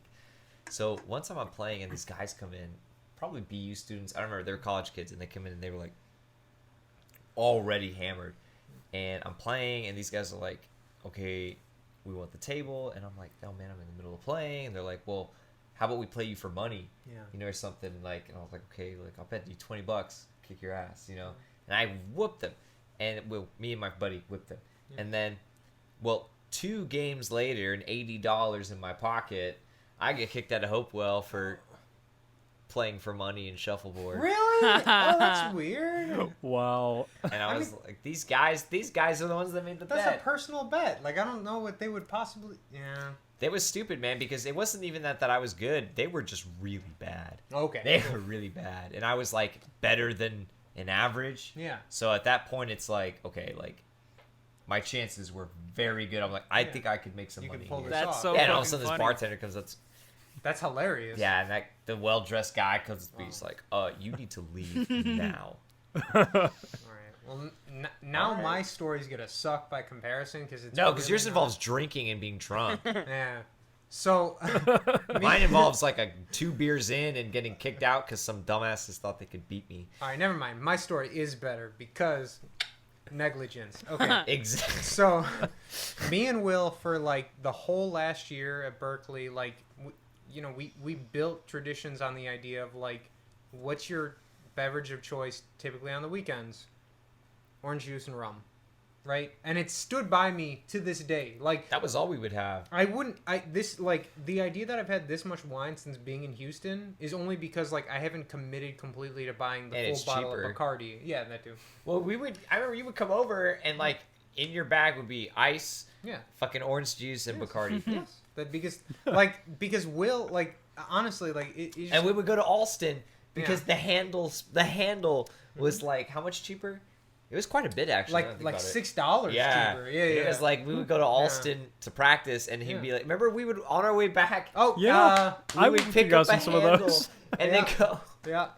It was like just Craig's stop on the way back from rehearsal. It was If you're just going like- through a handle a week, it's like great. Like maybe, man, you want to talk about fucking like going through? No, I'm not gonna get into that shit. Like, let's say that's about a half a week now in quarantine days. But regardless, point being, me and Will. Shout out to Blanchard's. Oh yeah, fucking Blanchard. Blanchard's. Gotta love it. But so, me and Will would do this thing where we go to his place, we drink our Bacardi and orange juice, and we have a great time. And occasionally, not very oftenly, because of my condition, we'll call it,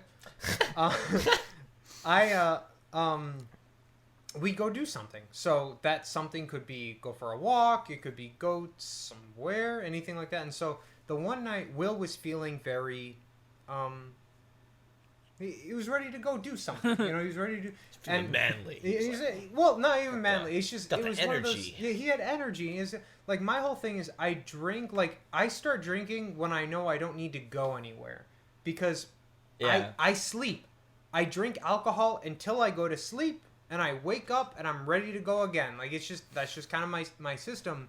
And so at that point, me and him were already like a drink and a half in at his place, and by drink and a half essentially means like 3-ish drinks in at his place, and then we went to Hopewell, and we're sitting there, and that's when we got our old fashions, and it was delicious. I was really enjoying our time there, and then Will's just like I'm gonna go to the bathroom, and I'm sitting there, and I'm like really feeling it, like to the point of where shapes aren't really a thing anymore. It's just kind of like that, and it's just like I'm just like, great, you do your thing, I'll sit here and do mine. And before I know it, I'm like, man, my head is really heavy. So I'm just gonna, and like immediately, like almost immediately, I just feel the biggest like jab, like I'm just like, ow, like, okay, who is this? And it's just like this very large man that I would not want to pick a fight with. And I'm just like, oh, I was just resting my head. My friend is in the bathroom. I've had a lot to drink. And then Will comes out. And Will, I feel like you would better tell this story from me because at this point I really have very little idea what's going on. Bro, honestly, first of all, I had almost even forgot about this, but to me, it was just like, yeah, we're drunk, but we're having a good time, whatever, we're just talking, and I don't want to go to the bar, and then I just go to the bathroom, normal. Mm-hmm. And then I come out, and then there's like not the bartender, I think it was the doorman, the door dude, door dude, let's call him door dude. He's like fucking Door person. The DD. Yeah. Ooh. He's like up to Craig, like kind of shoving him, but not just trying to get him to not fall asleep on the bar, because like as I remember and as fucking Craig just described, he's falling asleep at the bar, and I think that's really what kind of pissed them off, because like if we were in a booth, or like if we were, I don't know, by the fucking pool table or whatever, it's not that bad. But like because you're in the bar and there's like people next to you, it's like, bro, you don't want to fucking be at the bar and then have somebody throw up next to you. If There were so many other places you could have put your head down. yeah. Anyway, and It seemed right at the time. so like I go up to Craig and the guy, and he's like, "Oh, dude, your friend is way too drunk. You guys have to leave." And I'm like, I think I still had some of my drink, and then Craig had some of his, and it was like, but we still have our. I told the guy we still have our drinks. It was like, nope, you gotta go, and I just look at him dead in the eye. I chug down my drink. I take Craig's drink, chug it down, and I'm like, fine, now we're leaving. And then I just go outside and have a cigarette, and Craig is dying, Proper. but I'm just like, bro, no, we paid for this shit. I'm a badass. No, Look at no, me. give me a second. And so yeah, It was great. It was really good. Proper. That's how you. It was. That's how you get Yeah. kicked out proper. It's Then like- you go, I need to finish my drink. Yeah. If they say yes, you finish it. If they say no, you chug both of them down. That was you sticking up for Craig. And by the way, I should add, I was not around for this portion because I was in the bathroom at that point. Because like that was the real issue with like the doorman in general, was the fact he was telling us to get. I'm like, I have to piss. Like I have to piss. I have so to bad. pee, sir. When I'm truly intoxicated, there are two things that I need. It's sleep, and it's to pee, and it's hopefully not at the same time. Like, you know what I mean? Like We it's- hope. Yes, we can only hope. But like, I had to go so bad, and I went, and I remember like very consciously thinking to myself like, God, I hope they don't think I've passed out in here. Like I just gotta pee really bad, and yes, I'm very tired, but I gotta pee. And you know, by the time I came out, this is when I kind of heard about the rest of it. And we were gone, we were done, and you know, it's one of the. And then we went back and we watched more Big Mouth after the fact, and you know, prime television right there. But like, man, I will never forget that night. It was just such a weird, because like that was my introduction to Hopewell was this night, and like all I could ever think after the fact was just like, man, like the drink was good. Like it was properly balanced. Like everything about it was just really tremendous. Yeah, Like, and they now used you to can make, never go back in. no, I can't go back in. They won't let me. I'm Never? just like done. I don't know No, about probably that, you but, like, probably Hopefully. could, but you know. they'd probably be cool. Yeah. I used to get giblets from there. They had these real tall glasses. Giblets? Gimlet? What's a gimlet? It's like gin and lime juice. Oh. I thought you were talking about those things that come off chickens. I thought I was Oh, talking what? about Gimli for a minute. Yeah, Gimlet. What are you talking Giblets. about? Giblets. Gimli. Giblets. It's Yeah, Gimli. giblet. He's a little dwarf. A giblet? He's yeah, Gimli, you know, the little guy. a little guy. Got an axe. 78. That is very 80. strange. Isn't it though? Yeah, it's strange you can get a Gimli at Hopewell. That is very strange. Yeah, Hopewell, quite the bar. If you're ever in Alston, Massachusetts, If you need a dwarf, and or if you dwarf, you know, I first went there because my friends said they had a foosball table and they didn't, but they had shuffleboard, so that's already better than most bars. I never went to a bar in Boston that had a foosball table. Couldn't find one. I really couldn't. I love foosball. It's my shit. Bro. Couldn't find one. No, yeah, I don't think so It's- either. yeah, I only have. It's so weird because like I've sworn against Boston, everything for a long time, and now like I can only think back of good things. Like again, it's probably the pandemic, and it's been giving me this kind of like. Well, because you were Boston's thinking fun, that man. before Like, that. It's Boston's a nice place. Boston's man. fun, man. It's small and it's easy to just kind of get around, and Yeah. just kind of. It's a fun city, and like as ridiculous as a lot of the people are there, they're wild, and it's like, They're crazy. they're wild, and and so like, like and not in a bad way so, either. like- It's just like you. like if you're here we for- right now Yeah. were to go to a bar in Texas or anything, like it would just be a casual bar, and you go to Boston and like everyone's yelling, people getting into fights. By the like- way, you can go to bars in Texas here. oh, easily. Guys, You were that's- here when? Yeah, that's not. Yeah, Wow. I wanted to put that out there. No, like, no. When was the last time you were This here? one- October? um, We decided? November, October time? It was like no, because I left on the 10th, right before my birthday. Yeah, I was here in November. Okay, perfect. Yep. So when Craig was here, we went to that bar with live music. There was The outdoor bar, by the way, I'd like to put this on record and say, I thought things were going to be fine, but outdoor bar. There was at least, I'd say at least 70 people. I was gonna say 80. Yeah, Yeah, 70, 70, 80 80. people. Dude, this place was loaded. Packed. was a It was couple all days ago? outside. Wow. No. in- This was Oh, back okay. in. Yeah. This was back when we really shouldn't have been. This at, is, like, yeah, this is back when we really didn't know what was happening. It was like, yeah. like now I don't even want to know now, even though I'm kind of curious. But like, like Yeah, it was it was cool to see live music. What did that guy's shirt say? the vegetarian. Vegetarian. Shirt. I Yep. think You about tried this so man hard daily. to take a picture. Oh my god, it's weird. Oh, But, like, man. it's one of those things where like yeah, it's very little change here, and like I'm gonna be totally honest, like not to like end things right now on like a down, you know, on a sad note, The but like real note. on the real note, I have not been keeping up with COVID numbers like I used to. I have not until the other day when they announced Ah. 500,000 deaths. Huh? No, yeah. But it's just one of those things where it's just like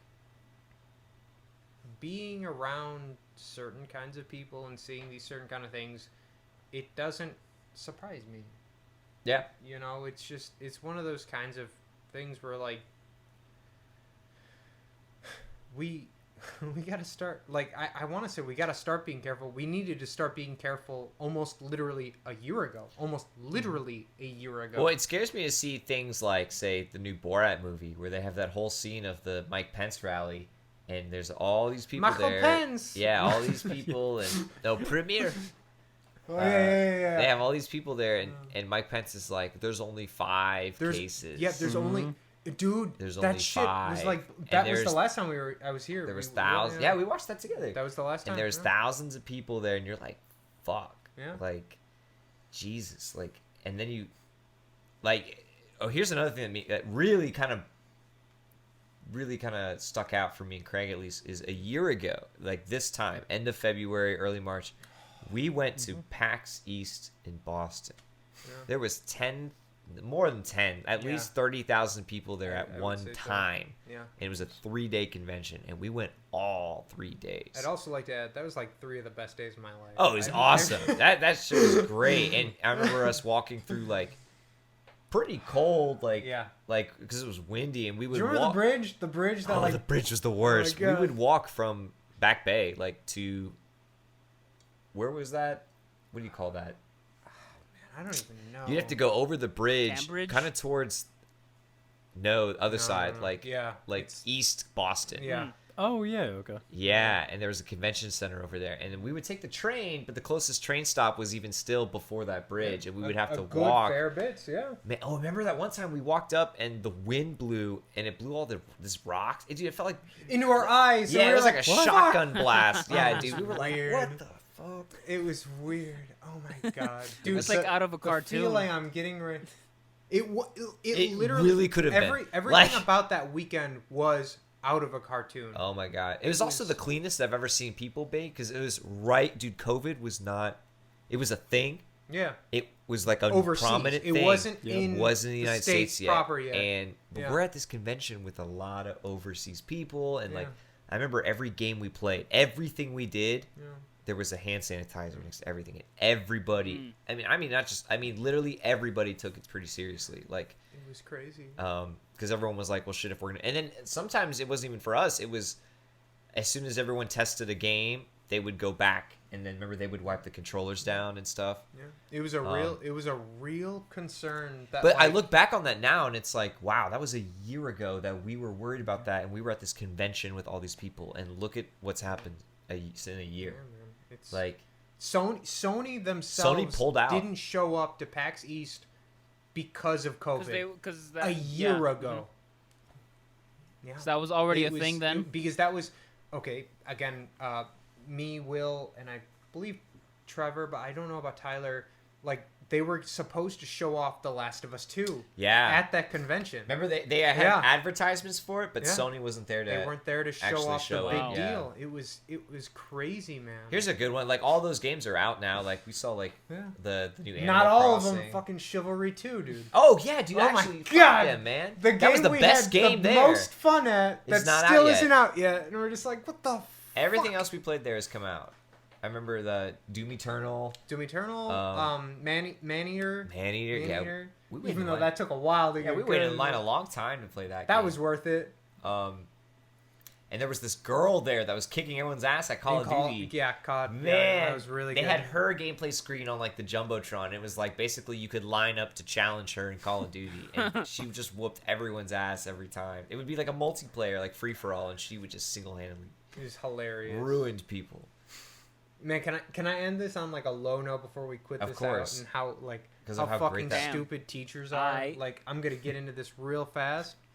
So I get back from Boston that week, or I should say the week after PAX, and I go back to doing the substitute job gig, having a great time. I'm at an elementary school, and all these little ones, they're freaking out over, oh, I heard that like 3 people had COVID in Chicago now. And I'm up there with my big stupid ass telling them, you guys got nothing to worry about. It's not a big deal. Like, come on, let's get back to social studies. A month later, man, or not even 2 weeks, week and a half. We're in Well, lockdown. think about that was March. That was the first week of March, Yeah. and everything shut down. St. Patty's Day. I cannot the wait. day Yeah, after. yeah. I cannot wait to go back to Charles Reed Elementary, where there's gonna be those same. And all those kids are like, "I told you so." I you fucking dumb told you bitch." so. I fucking Dude, told and they're you gonna so. be I'm so like, happy God to tell you that. damn it. Though. They're gonna be. I like, know, we were and they right, should and you be. were Like they wrong." really Yeah. should be, because I'm a fucking idiot, dude. You guys got nothing to worry about. It's fine. It's just another bullshit. It's just China doing that thing they do. Whatever. Not kidding. But like, oh man, what a stupid. That's funny, stupid dude. This is how dumb teachers are. Everybody, don't listen to your teachers. It's a bad call. Even worse, don't listen to your subs. Anyways, we have been the Mystical Hot Chocolate Endeavors. This is the Mystical Hot Chocolate Talks. I've really, really enjoyed this podcast. This is probably my favorite one so far. William, would you like to close this off with what your record of the week is going to be? I would. And to be honest, I'm Excellent. kind of, I'm torn between 2 records right now. Mainly Okay. because of Yep. like. Are you saying we have to take a Well, vote? wait, do you want to do 2 records? No, we don't want to do that, right? Let's just do one so we can proper listen to one for a while. Decision Okay. time. You got Okay. 15 seconds. Go. Or that, yeah.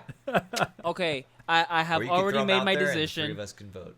I have voting. already made my No voting? decision. All right, all right. I just Decision's been made. I've just been keeping it in mind because of this week's record of the week and how perfect it was in Craig's words, and how intricate the fucking production was and whatnot. But Yes. yeah, I think I'm gonna go with a hip hop record. I'm gonna go Okay. with Common Yeah. What you got? Resurrection. So Common's Resurrection.